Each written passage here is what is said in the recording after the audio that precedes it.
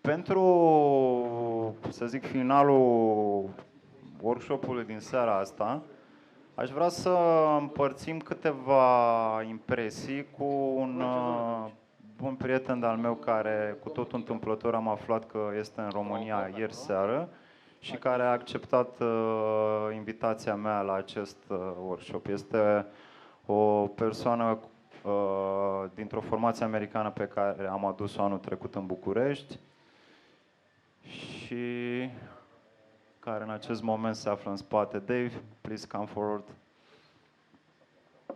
Nu-i Dave Mustaine.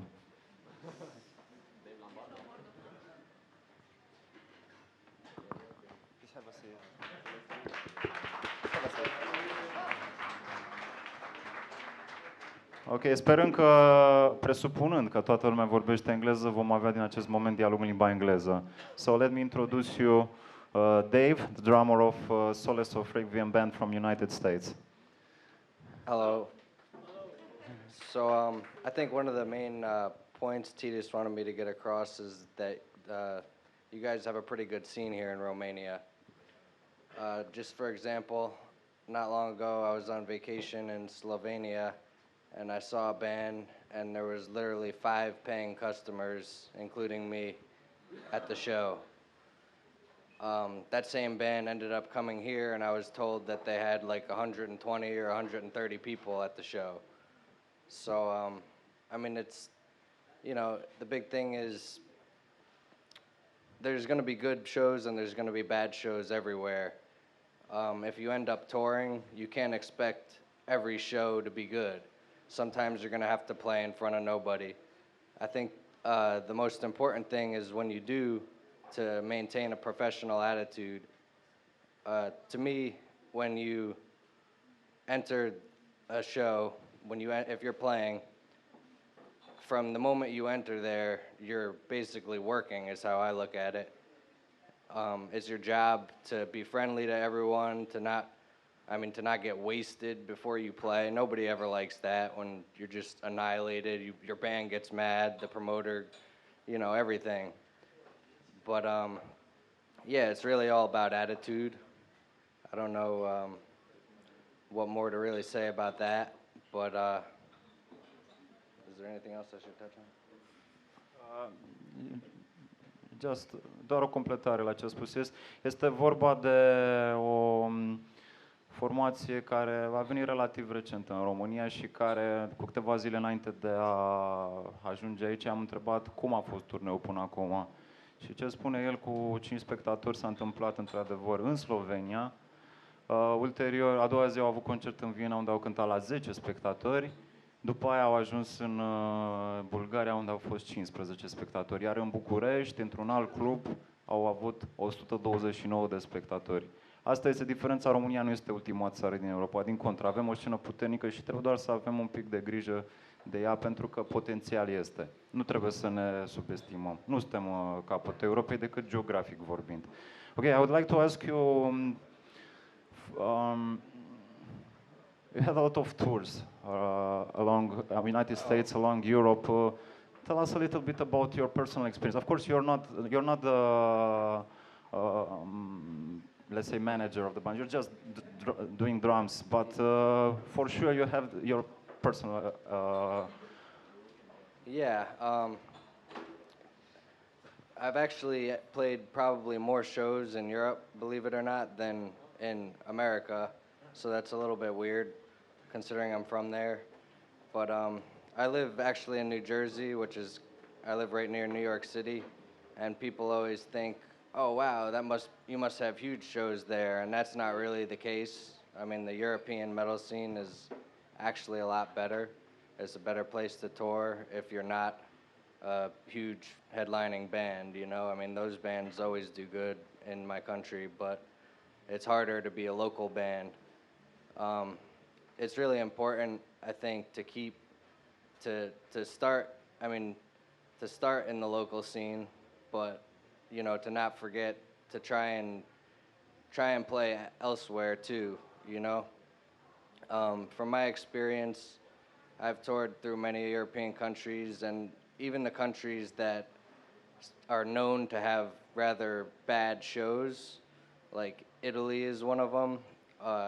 I mean, I've played there in Rome, and we had a great show. So it's kind of hard to say. Another thing is, I mean, you can't always. I played in Paris at one venue. It was the best show on a tour once. There was a few hundred people there, and it was really, everyone went crazy, and they were like moshing and crowd surfing and all that. Then we went back on another tour, and there was only like 30 people at the show. So you can't always expect just because something was good once that it'll be good again, you know? And that's what I was saying also about attitude, is that you can't let that kind of stuff discourage you. I mean, you didn't get into metal to begin with expecting to make $1 million, I'm sure. But, you know, you can't let it, like, get you down when you have a bad show. You got to go up there and play your hardest anyway. Even if there's 10 people there, those 10 people might have, they paid to get in, and they might, or maybe they never heard of you, and they're going to become a fan. Maybe they'll buy a shirt at the end of the show. That's something that you can't really correlate either. Is many times I play shows and there's less people there, and my band will sell more money, more shirts, more CDs. I don't know if people just feel bad when there's no one at the show or what, you know, maybe, but you can't really just not play good or say, oh, well, this sucks. You know, you got to go out there and give it your all, because sometimes those shows end up, you know, if the people care, then you got to give them what they paid for. Can you tell us some big disappointments and some big surprises during all these years with Solace of Requiem? I mean, shows we were expecting a lot and you got almost nothing, or maybe you had accidents like meeting rip-off promoters or stuff like this. I think, I mean, as far as Germany, when I first started touring, was always a great place to tour, and you could still have great shows there, but it's kind of declined over the years, and part of the reason is because it's very oversaturated. In Germany and Holland's another country. Holland, I haven't really had many great shows, and I play there pretty much every year. It's they've seen everything, you know, so people don't even bother to come out as much, you know. They come to like a festival or whatever, but in Germany, for example, they have like 5 tours going on the same week coming through their city. You know, how much money can they spend? How much beer can they drink? You know, I mean, well, I guess that's kind of relevant, but, you know. As far as promoters go, though, I mean, I must say Titus is the man. Everyone should give Titus a... Yes. Yeah. There's very few people that work so hard. I mean, as Titus. I mean, like I said, there's more people here at a workshop to understand things than there were at that gig that I went to in Slovenia. But he's pretty much touched upon, you know, paying to play gigs and stuff. My opinion is that you should, if you respect your art, you should try and get to a point where a promoter wants you to play, but that only doesn't go for playing gigs. I think he was talking about record labels a little bit before. If you're ever sending your stuff to a record label, beware. There's a lot of record labels that say, oh, give us money and we'll produce your CDs and do this. And if they're asking you for money, then they're definitely not going to do a good job at you know, what they're supposed to do. They're going to take your money and they're going to say, all right, we just made some money. You know, and that's all. I was asked by someone from the audience, which is the best choice, to self-release or to sign a label? What's your opinion?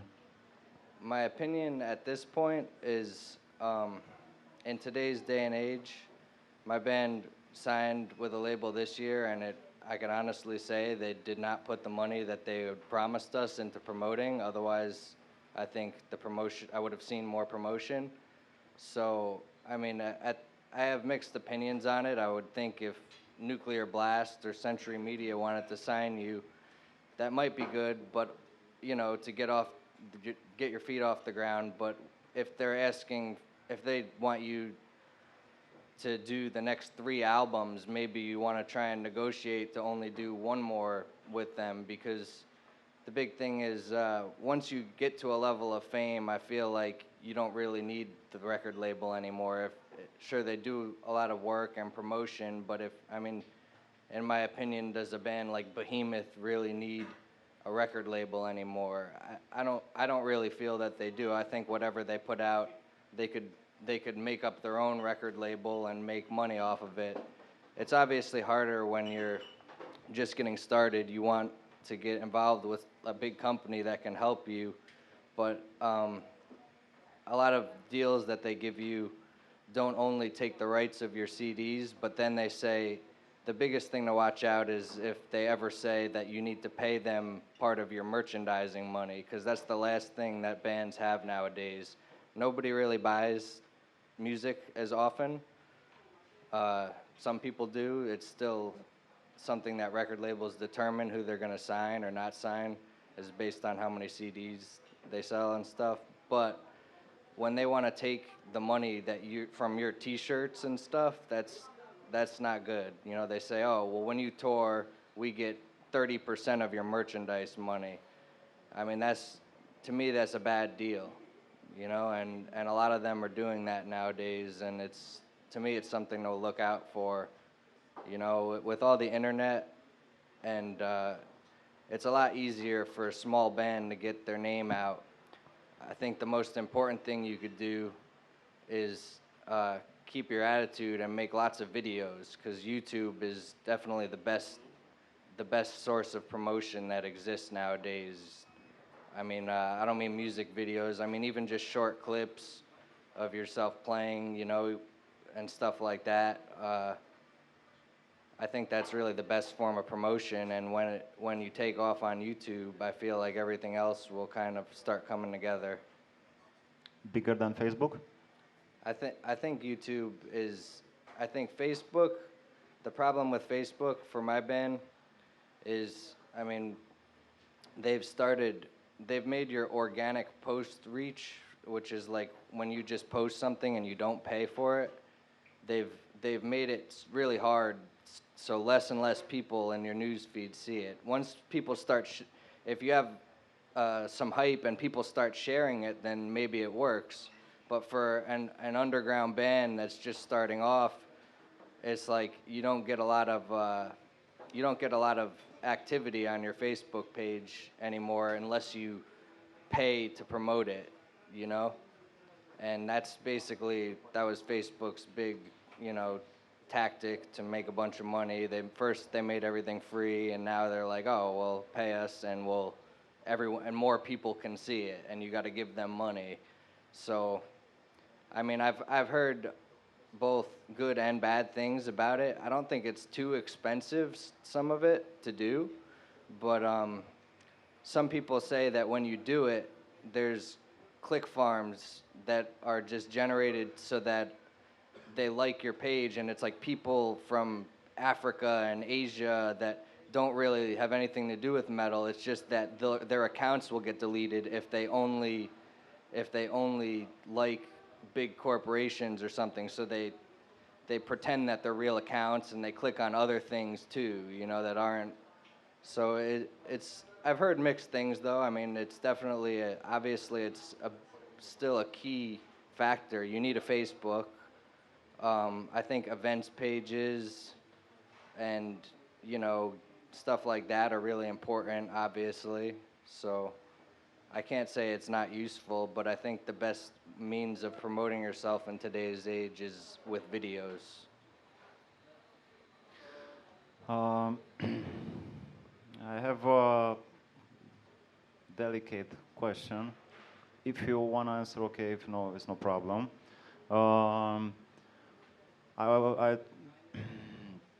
We talked a little bit about opening slot, paid opening slot. Yeah. Have you ever paid as Solace of Requiem to open any European tour or any show so far? As far as touring goes, yes.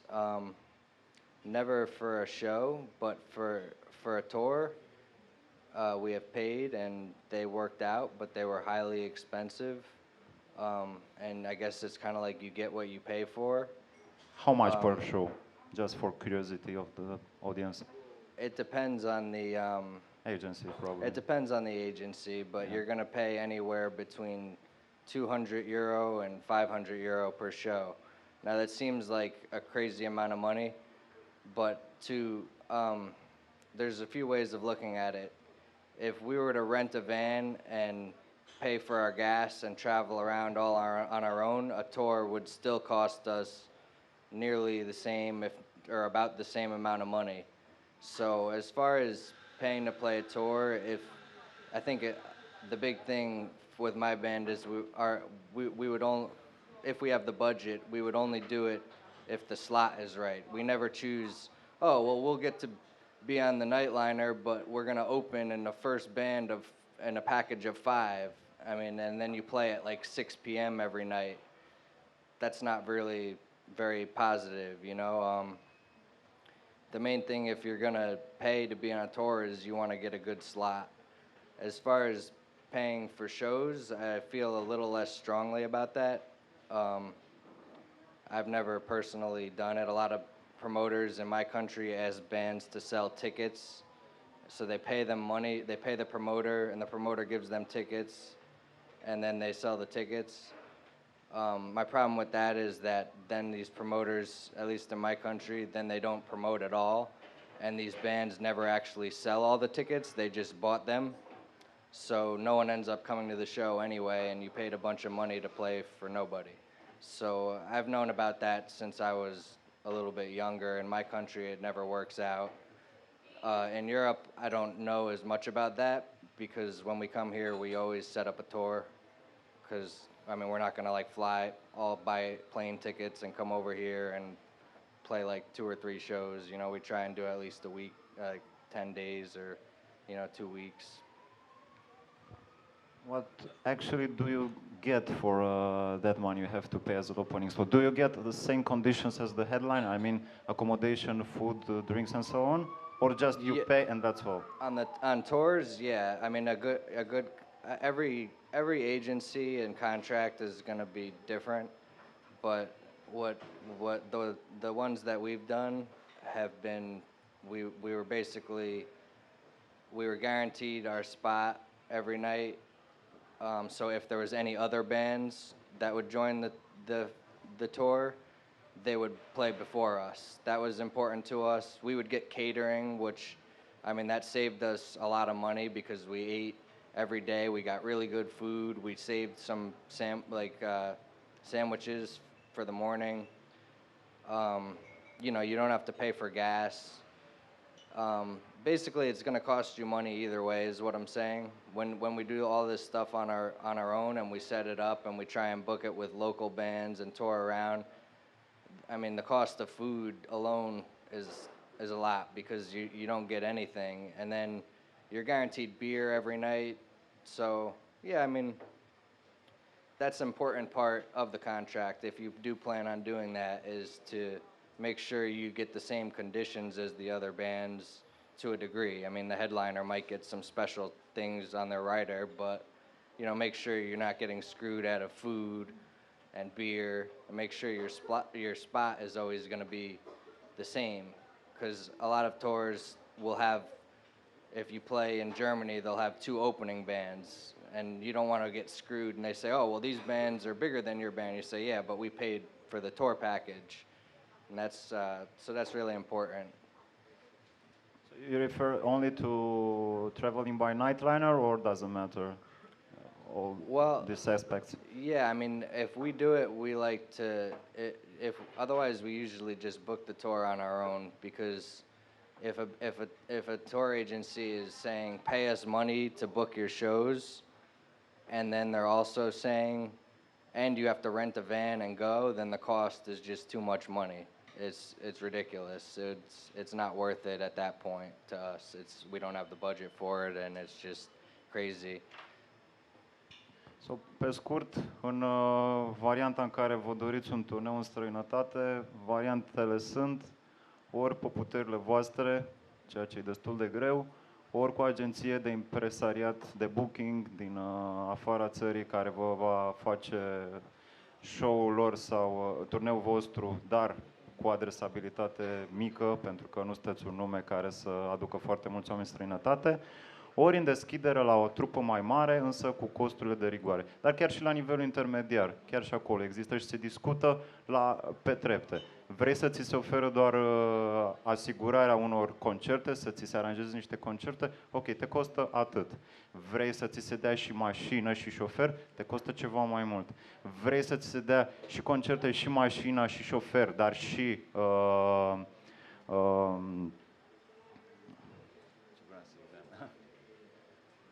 dar și backline, atunci te costă cel mai mult, clar. Deci aici trebuie să fiți foarte atenți. Banii sunt în funcție de solicitările pe care le aveți față de agenție sau față de organizatorii locali. O altă variantă pe care am experimentat-o, au experimentat-o deja anumite trupe românești, se numește trade concert. Legi o prietenie cu o trupă asemănătoare din străinătate. Îi inviți pe respectivii în România, te asigur că ai să aibă toate condițiile să se simtă frumos la tine în țară, la un moment dat te vor invita și în țara lor, în aceleași condiții. Dacă tu ai grijă și te porți frumos cu ei, și ei se vor purta frumos alături față de tine. Profit de oportunitate și aș vrea să știu dacă aveți întrebări. Dave clar știe mai multe decât mine pentru că este plimbat prin mai multe țări decât am fost eu de-a lungul anilor și știe mai multe detalii despre cum se țin concerte în străinătate. Deci dacă sunt întrebări legate de turnee în Europa sau America, vă rog.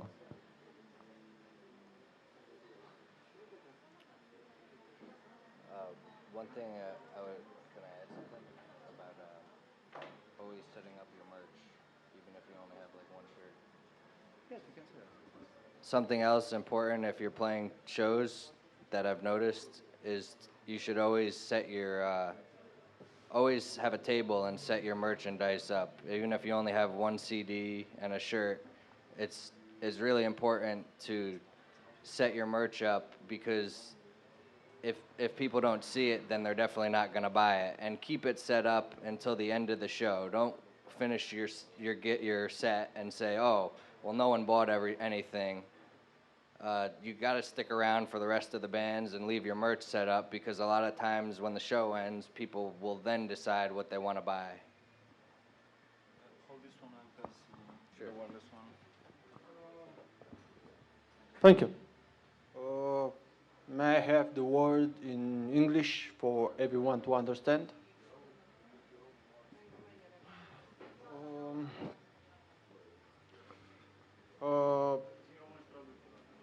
It's very hard to explain to my point of view being novice in this domain of, but these discussions are concentrated to the public. We talk about 2 people being at the concert, 5 people about being at your concert, 10 people, 50 people. I don't know. The first time when you do music, to my point of view, is for yourself. I mean, we're not in the 80s anymore. We have to understand that. We are in 2015, and it's a domain where it's not about where you. We talk about money. The subject is about. I saw a lot. 60% of it is about where we try to survive after this. I mean,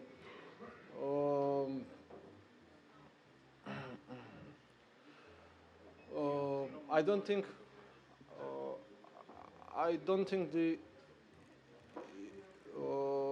this is the world. The world has changed. This is true, but I don't think this is the world where we are in the 80s and where we wait for others to sustain our objectives. I mean, I think this is a world where we have to invest in our ideas. where we have to uh, when you speak through your music, you're trying to propagate your ideas. So what Churchill says, don't try to follow in 1946. Don't try, the people won't listen to the ideas you follow. The people listen to your ideas you propagate, you know. And I think this is more about the new ideas you're trying, and uh, I don't really think, to my point of view, the adaptation is about how many people are. It's about uh, how can you invest and how do you feel, and about in this music, how do you feel? The music isn't about people coming at your concerts. Music is about ideas. Music is about what you tell, what you say, and what you're trying to propagate. And I think if you keep linked to your idea and invest, uh, at least this word developed in such way that you have to invest in your own ideas. I mean, Yeah, I mean, for sure, anything you do in life to be good at it, you need to invest time and possibly money into it, you know, or whatever. But I mean, yeah, like I agree. The belief, your beliefs are what's most important. That's why you did music. You began to do music. If you don't believe in what you're doing, then you'll definitely never get anywhere. Um, my band is not like a very large band. We always try and open for other bands and stuff, but we've been touring for nearly for 9 or 10 years since I joined. And the reason why we do it is because we believe in what we do. Um, we never like made a lot of money, you know. I mean, we just do it simply for the passion, and I think that's the most important part of music for sure.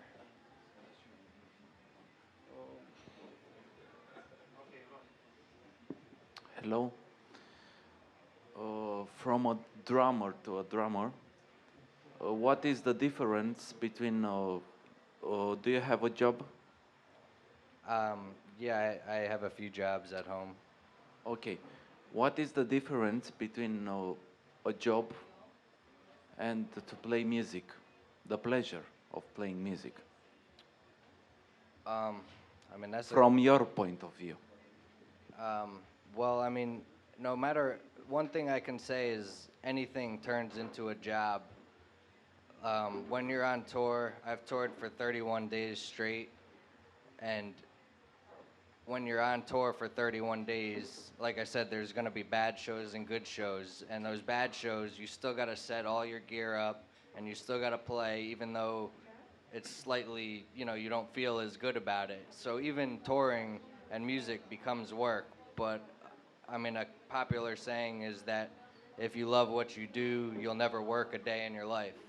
So, I mean, all the other things I do in my life, I try and incorporate music.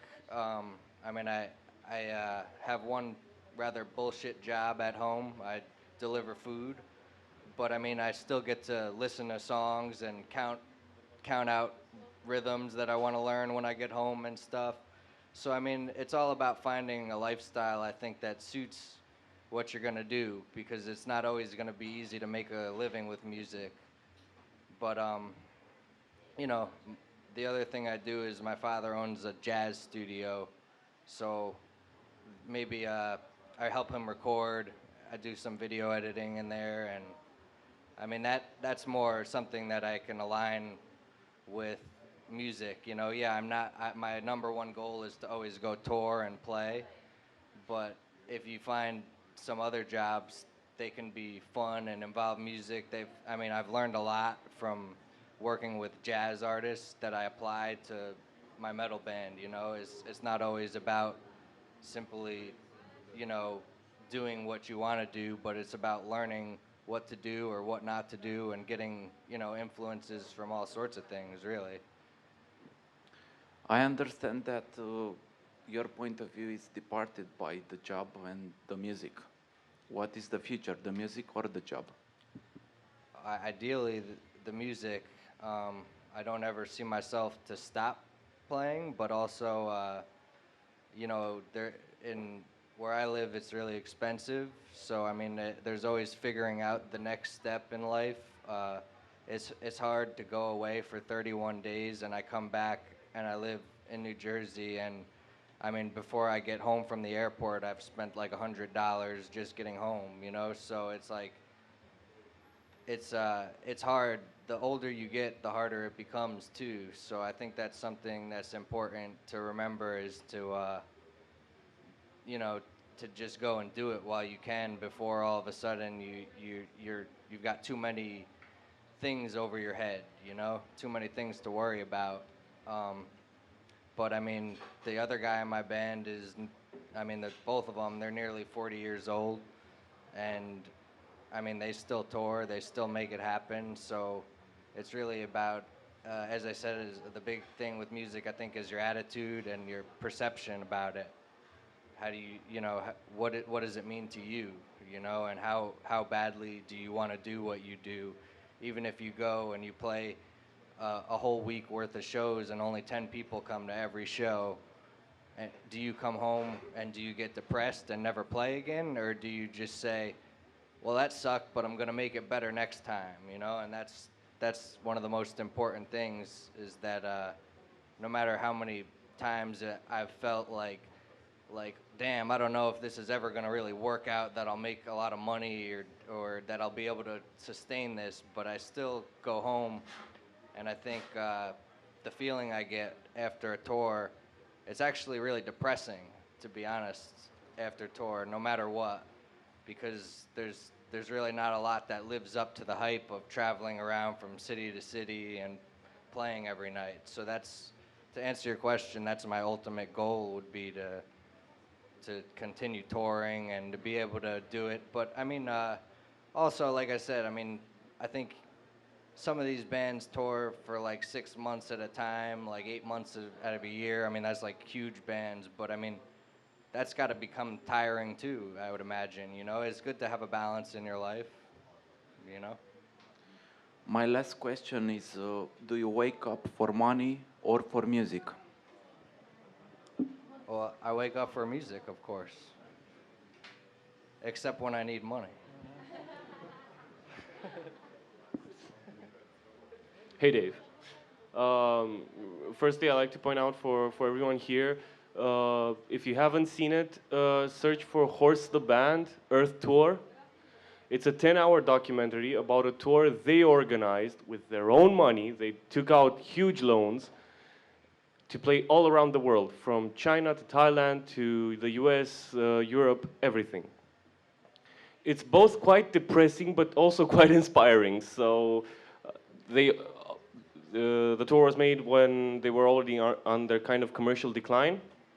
They're basically the first Nintendo core band or something like that, although they don't like that moniker. And seriously, check that out. It shows the toll financially, the toll the tour takes on them financially, as people, as they have shows with 5 people, they have shows with 100 people where they weren't expecting it. Exactly what Titus was saying. That some of the surprises that they had, or some of the sort of negativity they found. But I also wanted to ask you, firstly, are you signed to, I'm guessing you're signed to a kind of independent label? Yeah, they're A from smaller... They're from Sweden, yeah. Okay, yeah, because Sweden rocks. I mean. Yeah, I mean, that's the majority of bands out there. So, I mean, we just made a lot of press kits. If you are going to make a press kit and send it to anyone, the key is to be short and sweet. 1 page and a CD with, start it with your strongest track, and then put then write in the thing that the first track was our strongest track, and then afterward put the rest of the album as an album, you know, or whatever. So this way, the first thing they hear when they put it in is the thing that you want them to hear, because they're not going to listen to the whole thing. That's for sure. As far as how it's impacted us, we were originally, when I first joined the band, he had a record label and he quit the first year I joined the band. He parted ways because basically the record label did nothing, and I can't say these guys have done nothing, but to see the extent of what they've done for us is, I mean, we're still trying.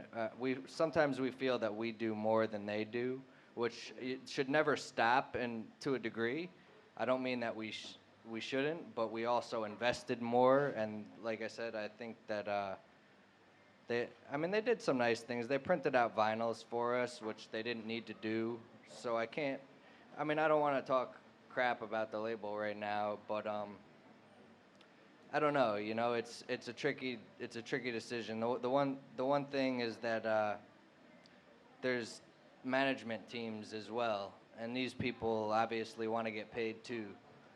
But a management team is almost a better choice if you're gonna, if you don't have a record label.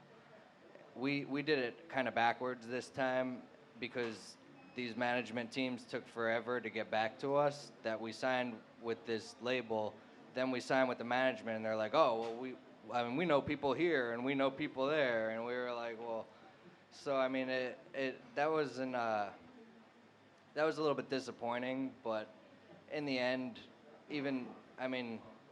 for some bands, the guy who runs my band has been our manager for a long time, and he's quite good at being a manager. For some bands, maybe a management team would be like, wow, these guys are giving us all sorts of ideas. But to us, they were just kind of taking our money and not doing anything either. So,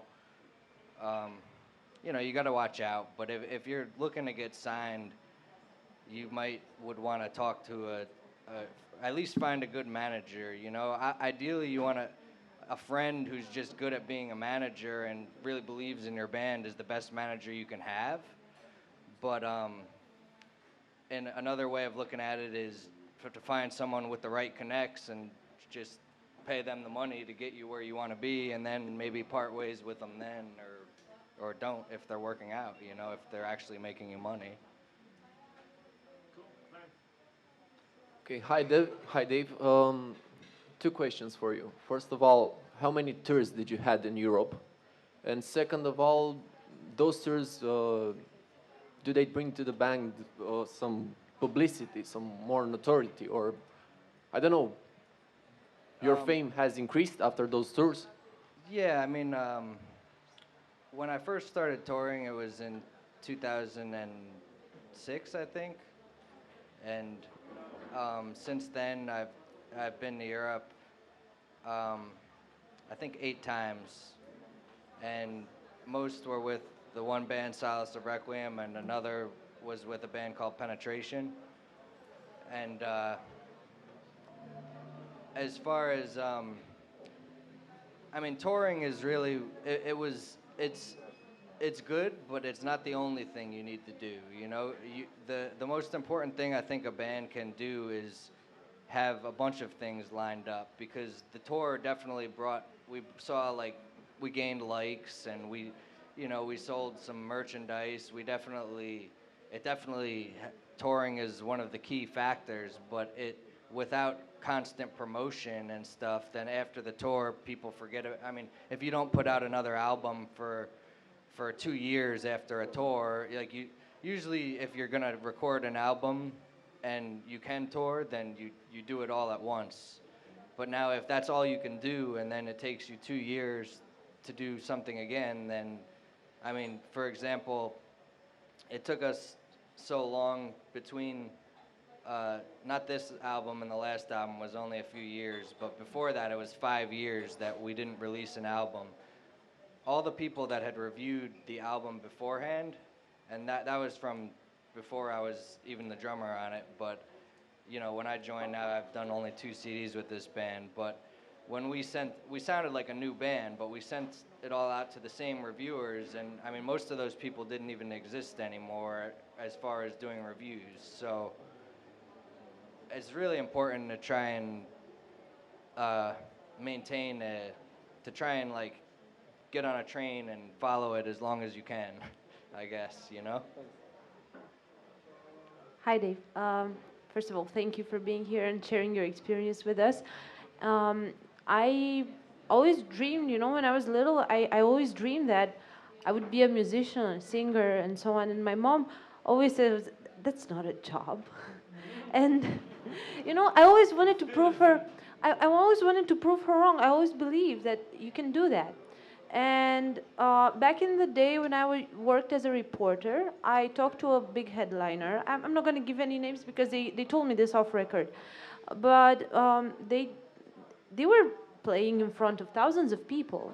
I mean, they were here not for a 10 to 50 people concerts. They were for thousands of people. And they still did not sound like they were extremely happy. They didn't sound like they were making a lot of money or actually a lot of profit. Not really a lot of money, because he said as well, you're not getting into this to be a billionaire.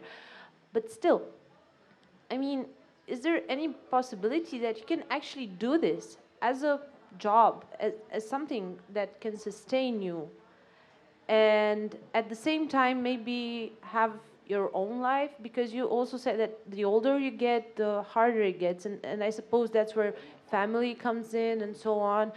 And I was wondering, is there any chance that a person who actually has a family, like me, for example, can do this for a living? Yeah, I mean, the big thing is to not, I guess as they would say in my country, don't put all of your eggs in one basket. It means, you can't expect you join one band and it does really good and you make money. I think the bigger you become, then the more money, like I was saying, that your record label will take. And that's why if we go back to that question of is it better to do something independent or to have a record label release it, I mean, if you want to make all the money, it's more work, but ideally you'd want to do things on your own and keep your money. But, the big thing, I think people that are making a living off of this either become the kind of name that first off, they don't only they work with other groups, they get called to record, they do session work, or they, for example, Devin Townsend, he releases a lot of different styles of music, so his fan base has grown to be so big that it's, he's got like rock music, he's got like really extreme thrash metal, yeah, he does all sorts of things. Another good example is the guy who owns the studio where we recorded at, Eric Rutan from Hate Eternal. He has a studio. He works there. He has another engineer who does most of the work, or a lot of the work, I should say. But he's become a name that not only is he a guitar player of a band that probably doesn't make him enough money to live and support his family, but his name has become a lot bigger. I mean, he was at one point with Morbid Angel and stuff, so people know him, that's for sure. But his repertoire allowed him to have a studio that was really successful, because everyone wants to go record with Eric Rutan, who wouldn't? He's a famous guy in the scene. So as far as can you make a living with it, I mean you can, but it's hard. And I think like I said, going back to attitude and perception is one time a younger girl said the same thing when she was going to college, like, oh, I play she played a horn or something. She's like, but I'll never make any money with that, so it's not a real job. And I said, but if that's what you do, then it is a job to you, so don't let anyone ever tell you otherwise, because the most important thing is to care about what you do. And as far as making money, you might want to talk to someone who makes more money with music than me. I gave you my You were opinion. here. Yeah. I just- No, I mean, yeah, I mean, for me, being a drummer, I think drummers, death metal drummers, have somewhat of a. There's a lot of bands are always losing a drummer and they need a drummer for tour. If you can tour a lot and get a name out, and then all of a sudden, I mean, here's a not death metal drummer who makes his. I think his name is. I think I'm thinking about Thomas Lang, or both of them, and Marco Miniman plays with a lot of groups, but Thomas Lang, I think he just, people just contact him and have him record a few songs for them, you know, like he does so much session work because his name is so big. So, like I said, it's really not, I don't think it's, a lot of these bands that you see, they would need to be, I mean, no one's making money like Metallica, that's for sure, you know, I mean, it's just, I don't think a band will ever be that big again, but at the same time, some bands are smart, like Iron Maiden, when they found out that everyone was downloading their music, they found out which country was downloading so much of their music, and then they went to Brazil or South America, wherever, and they decided to play some concerts there for all the people that were pirating their music. The reason why is because they sold tons of merchandise at these shows, and they sold out multiple nights in a row, and it was crazy, you know, so times are changing, but you can, you know, if you're smart, I think you could still find a way to make money with music, yeah. Okay, thank you. Think outside the box, though, you know? Thanks a lot.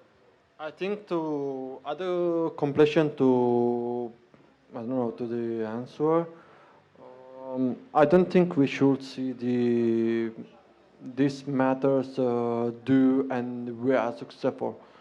I think it's like, I don't know, playing golf, you know, in America. You know, many people are playing golf, but not everyone, many people are hitting holes very well. But not everyone is Tiger Woods. That is like hitting the ball very well. I think it's the same. It's not the same domain, but it's the same style. It's not about the way you are. It's about the chance, you know. It's about the passion you invest, but it's not absolutely sure that it's not like I'm giving my life into this and no one is liking or following me, or you know. It's more about hoping that your way about hitting holes, about targeting them, and will result into the I know people following you, you know, your style.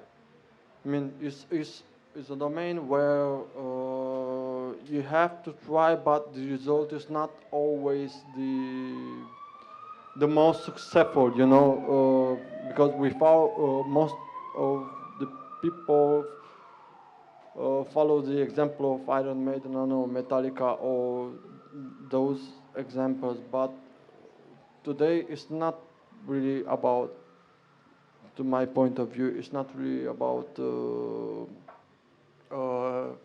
you give everything and you are successful. It's just you give all about your thing and you maybe hope, but it all matters for you to believe that. Yeah, I mean, it's kind of like saying that you don't need to.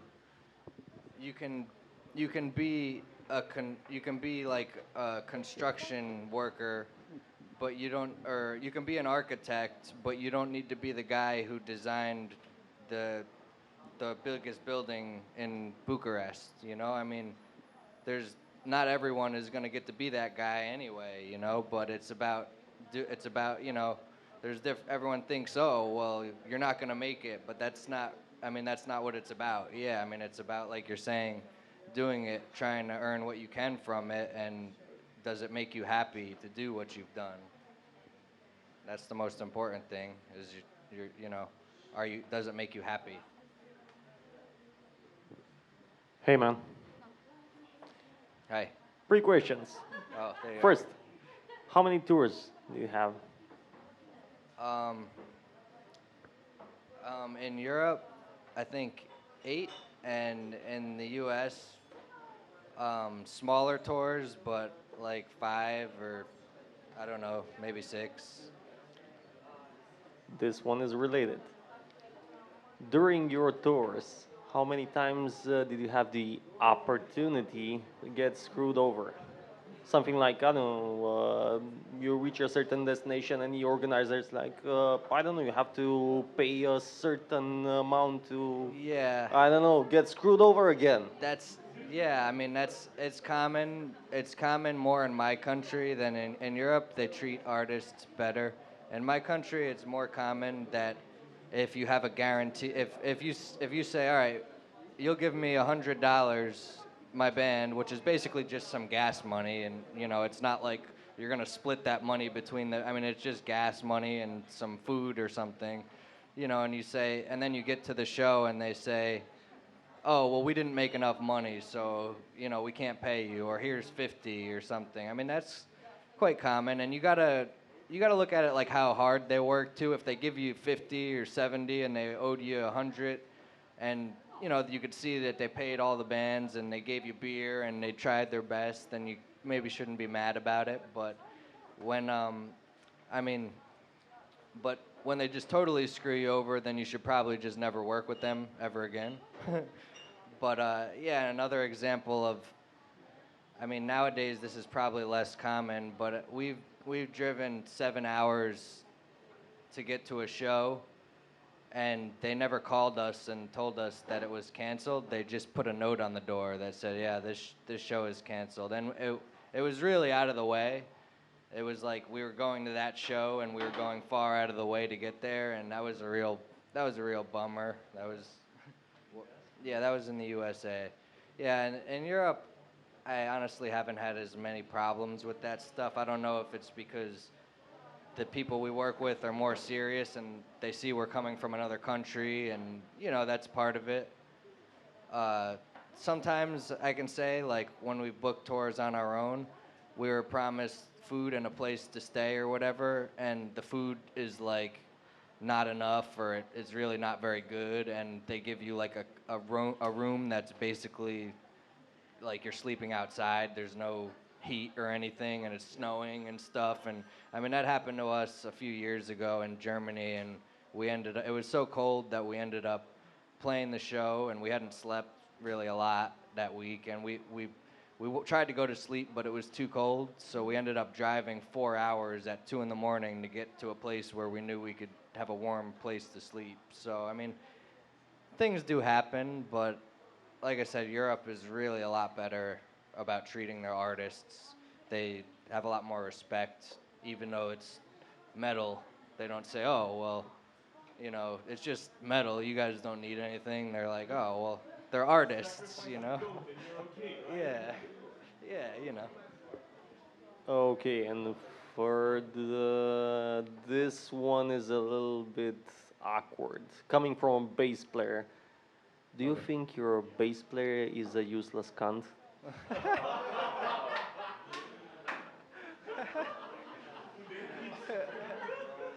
No.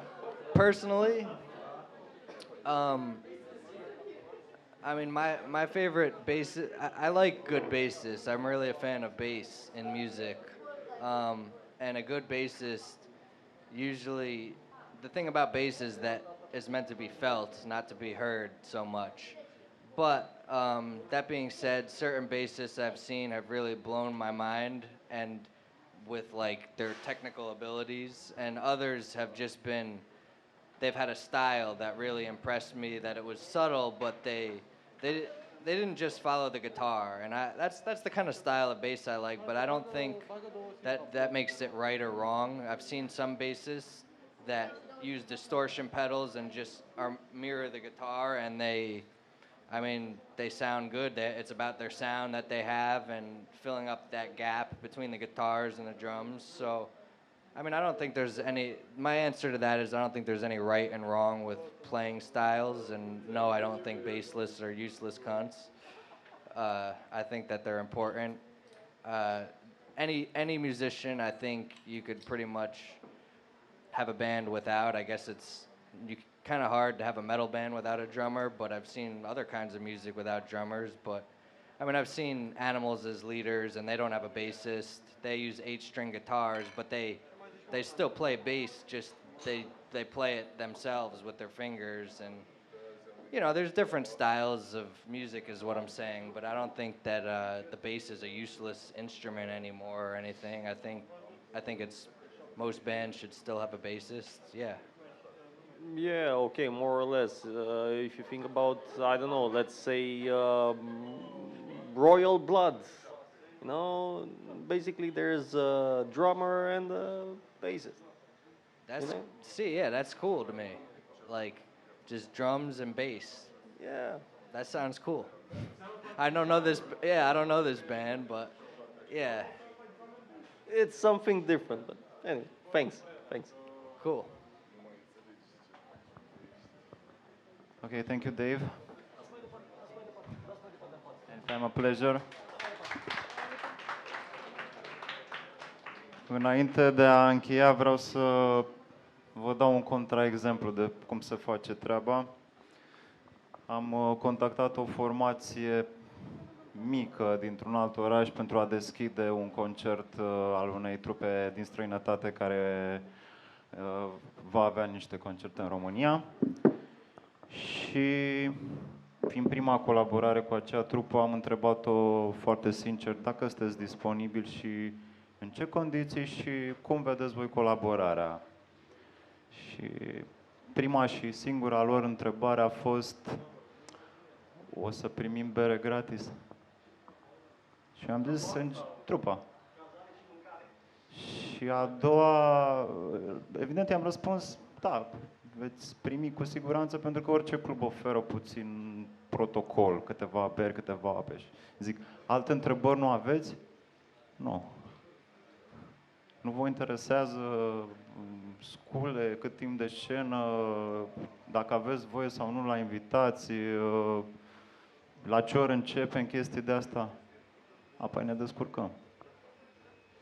Totul s-a rezumat la o sticlă de bere. Nu așa se face treaba. Ok, ultima întrebare.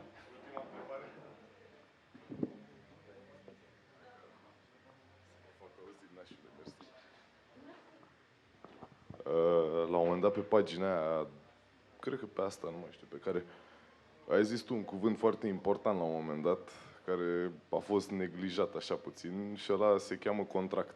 Corect, dai dreptate. Așa. Și cred că e o chestie pe care ar trebui să o facă absolut toată lumea, indiferent de nivelul la care se află trupa în care cântă, și anume un contract în care se stipulează absolut tot ce înseamnă rider tehnic, și în riderul tehnic sunt incluse și toate condițiile de scenă, da, și tot ce înseamnă restul, ce în afara programului de cântat și așa mai departe. Corect. Și știu că foarte multă lume nu face asta și sunt, din păcate, foarte mulți oameni de ăștia cu cluburi, cu whatever, care când le zici de contract zic: lasă, nașule, că ne înțelegem, ne descurcăm, e ok. Și eu, sincer, am avut personal experiența asta în care bine, o singură dată în viață mi s-a întâmplat, dar am făcut asta la un moment dat. Am refuzat să mă sui pe scenă și să cânt pentru că nu au fost asigurate condiții, și oricât o dăm noi românește cu hai că facem, dregem, merge, o rezolvăm, da, până la urmă actul artistic trebuie să însemne ceva. Trebuie să ai corect, niște condiții ca să poți face asta, și cred că cel mai simplu pentru toată lumea e chestia asta, contractul. Perfect de acord cu tine. Este nevoie de contract atât în momentul în care semnezi un contract pentru CD, deci când semnezi cu o casă de discuri, cât și atunci când lucrezi cu un promoter, cu un organizator sau un club, mai ales în momentul în care n-ai cântat niciodată în acel club sau n-ai lucrat cu acel organizator. Însă, pe de altă parte, o să spun și eu din experiența mea, pentru că mulți ani la rând am făcut contracte și mai fac cu trupele pe care le cunosc mai puțin. Am întâlnit și situația în care mă jignești. Adică tu mă pui pe mine să semnez un contract? Păi ăia sunt retardați și nu semnezi și la revedere, nu cântă. Asta e, din păcate, realitatea. Ok. 3 ore și jumătate am stat de vorbă cu voi. Nebunie. Nu credeam că o să ajungem atât de departe. Vă mulțumesc. Sunt sigur că nu am epuizat subiectele. În măsura în care va fi interes din partea voastră, vom continua să vorbim și pe această temă, dar și pe alte teme. Am în plan următoarele ediții să fie tematice, să invit organizatori de concerte, poate chiar și oameni implicați în producția de CD-uri, case de discuri, în măsura în care mai există. Voi face și dezbateri cu adresabilitate către public, nu numai către trupe, cum a fost în această seară. Și nu știu să vă zic exact când va fi, probabil pe la sfârșitul anului. Octombrie este prea plin ca să mai avem capul limpede pentru astfel de dezbatere. Oricum, eu sunt sincer bucuros că v-am văzut în această seară și că ați percutat pozitiv la demersul meu. Vă mulțumesc de participare și ne vedem la concerte.